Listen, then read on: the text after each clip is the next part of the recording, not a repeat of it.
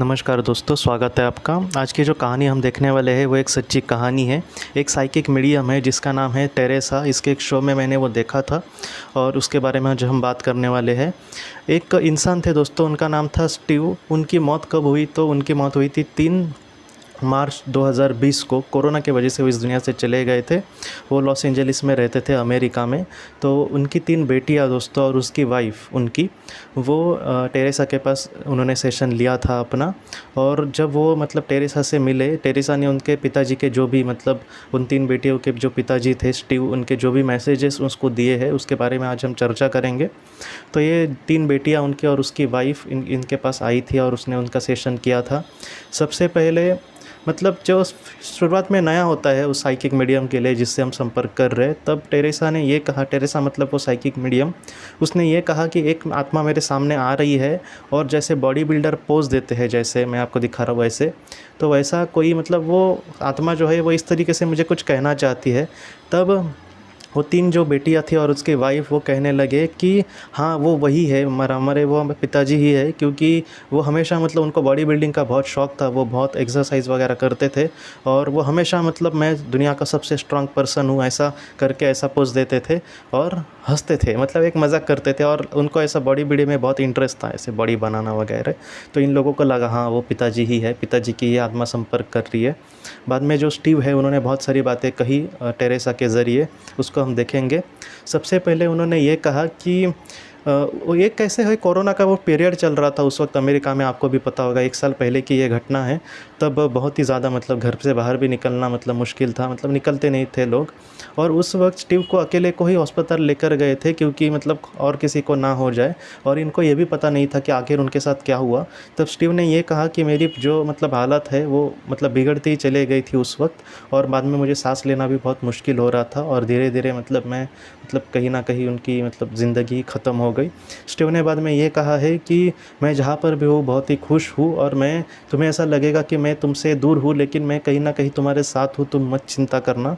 उसके बाद स्टीव ने ये कहा है कि उनकी एक जो बेटी थी उसकी शादी होने वाली थी 4-5 महीने में, लेकिन वो पोस्टपोन उन्होंने कर दी थी। तब स्टीव ने ये कहा कि तुम उसे पोस्टपोन मत करना, तुम अगर पॉसिबल हो तो जल्दी मतलब जब शादी होनी है तभी करना, ऐसा नहीं है मेरे मतलब जाने का कोई नेगेटिव इम्पैक्ट तुम पर ना पड़े, तो इस वजह से तुम उसे पोस्टपोन मत करना। तो उसकी बेटी ने कहा कि नहीं मतलब इतनी बड़ी घड़ी है तो मैं ऐसे कैसे कर सकती हूँ। लेकिन उसके पिताजी ने यह कहा कि अगर वो शादी मतलब तय किए वक्त पर अगर हो जाए तो सबसे बड़ी खुशी मुझे होगी, तुम मत चिंता करना। तो उसकी बेटी ने कहा हाँ ज़रूर, मैं इस बात का ज़रूर ध्यान रखूँगी और ज़रूर वो मतलब इस बारे में डिसीजन लेंगे कि शादी जल्दी करे।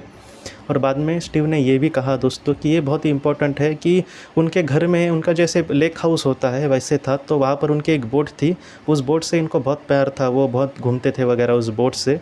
तब स्टीव ने ये कहा कि मुझे बहुत खुशी होगी कि इस समर में मतलब मई महीना में आप अगर वो वहाँ पर मतलब मेरी वो बोट लेकर अगर बोटिंग करेंगे, घूमेंगे, तो मुझे बहुत खुशी होगी। तुम मुझसे वादा करो कि तुम ऐसा ज़रूर करोगे। तो इन्होंने कहा कि हाँ हम ज़रूर करेंगे। तो ये बातें सारी स्टीव ने कही। सचमुच मतलब अगर आप देखेंगे तो एकदम आंखों में आंसू आ जाते हैं, और उनकी बेटी भी एकदम भावुक हो गई थी और उनकी पत्नी भी। बहुत सारी बातें स्टीव ने ऐसे ही कही कि तुम ज़रा भी चिंता मत करना, तुम जीवन हम इसके आगे का जीवन तुम्हारे लिए बहुत कठिन, मतलब कहीं ना कहीं इतना बड़ा अगर हादसा हुआ तो मतलब मुश्किल ही है जीना, लेकिन फिर भी तुम जी सकोगे। मेरी मतलब चिंता ज़्यादा मत करना, मैं सचमुच बहुत खुश हूँ और मैं हमेशा तुम्हारे साथ हूँ, ऐसा नहीं है कि मैं तुम्हारे साथ नहीं हूँ। तुम प्लीज़ अपना ख्याल रखना और मैं भी यहाँ पर ठीक हूँ। और तुम अगर अपना ख्याल रखोगे और मतलब अपने हिसाब से जीवन का सामना करने की कोशिश करोगे तो ज़रूर बहुत कुछ अच्छा होगा, और मुझे भी बहुत खुशी मिलेगी अगर तुम खुश हो तो ये सारी बातें दोस्तों स्टीव ने कही। सचमुच ये थोड़ा सा रुला देने वाली बातें हैं, जिसके मतलब आप सोचिए कि जिसके साथ ये हो रहा है उन 3 बेटियों को और उसके पत्नी को कैसे लगेगा। तो उनके अगर लिहाज से देखा जाए तो सचमुच ये भावुक पल है। और मैं सारे केसेस आपके सामने इसलिए रख रहा हूँ दोस्तों कि अगर किसी ने अपने को खोया है तो वो कहीं ना कहीं ऐसे लोगों में अपने भी इंसान को देख सके। और ज़्यादातर उनके मैसेजेस एक जैसे ही होते हैं कि वो ठीक है, आप चिंता करना मत करना, हम हमेशा साथ हैं। ज़्यादातर पहले भी एक केस में मैंने आपको ऐसी ही बात कही थी, तो ऐसे ही वो बहुत बार कहते हैं, तो आप भी वैसा समझ सकते हैं। यहाँ पर एक अच्छा साइकिक मीडियम सचमुच मतलब मैंने अपने हिसाब से भी बहुत ढूंढने की कोशिश की, लेकिन मतलब मुझे भी वही लगता है, मैंने पहले भी एक वीडियो में कहा था कि कोई साइकिक मीडियम ऑटोमेटिक राइटर अगर बहुत ही अच्छा अगर हो और वो लोगों की इस तरीके से मदद करता हो और वो जो भारत में अगर हम उससे हेल्प ले तो अच्छा होगा, लेकिन फ़िलहाल तो नहीं। लेकिन नए नए लोग मुझसे जुड़ रहे, तो मैं वही कहूँगा कि अगर आगे भी कोई अच्छा जुड़ा तो मैं ज़रूर मतलब लोगों के लिए हम मतलब उनसे मतलब हेल्प ले सकते हैं। तो इस तरीके से हमें भी बहुत मैसेजेस मिल सकते हैं अगर किसी ने अपने को खोया है तो, इस बात से ही। लेकिन मतलब फ़िलहाल ये जो केसेस है मुझे लगता है कि हमें बहुत कुछ सिखाते हैं। जैसे परिवार के साथ वो हमेशा आज भी है, अगर परिवार बहुत ही खुश है तो वो भी ज़रूर खुश है। ऐसा नहीं है कि वो ऐसा सोचेंगे कि मैं इनके साथ ही होता तो और दुखी होंगे, ऐसा नहीं। वो परिवार के खुशी में ही आज उनकी खुशी है। या फिर इनको जो भी चीज़ें पसंद है, जैसे बोटिंग करना, तो उन्होंने कहा कि आप ज़रूर उसे करना जिससे इनको खुशी मिले। मतलब आप सोचिए कि उन्होंने कहा कि वादा करो कि तुम जाओगे, मतलब कहीं न कहीं इनको उससे खुशी मिलती है। तो मैं आपको भी वही कहता हूँ कि उनकी कोई पसंदीदा चीज़ हो तो आप ज़रूर करने की कोशिश करना, जिससे उनको ज़रूर खुशी मिलेगी। आप मत चिंता करना, सच में सब कुछ ठीक होगा। एक दिन आपकी उनके साथ ज़रूर मुलाकात होगी। लेकिन फ़िलहाल आप प्लीज़ जीवन में आगे बढ़ने की कोशिश करना। आपके जो अपने हैं वो हमेशा आपके साथ है दोस्तों। तो हम अपनी अगली वीडियो में मिलते हैं दोस्तों। आप अपना अपने परिवार का ख्याल रखना। आपका बहुत बहुत धन्यवाद। ज़िंदगी की रोशनी ये संस्था ऐसे लोगों के लिए काम करती है जिन्होंने किसी अपने को खोया है, या फिर जो लोग अपनी ज़िंदगी में बहुत ही ज़्यादा दुखी है। जो लोग इस संस्था से जुड़ते हैं उनको तकरीबन 50 किताबें भेजी जाएगी उनके व्हाट्सएप पर या फिर ईमेल पर। ये किताबें आत्मलोक या फिर मौत के बाद हमारे साथ क्या होता है, इन सारी चीज़ों की आपको पूरी तरह से जानकारी देगी। और इसके साथ साथ आपको एक पास्ट लाइफ रिग्रेशन थेरेपी की ऑडियो भी भेजी जाएगी।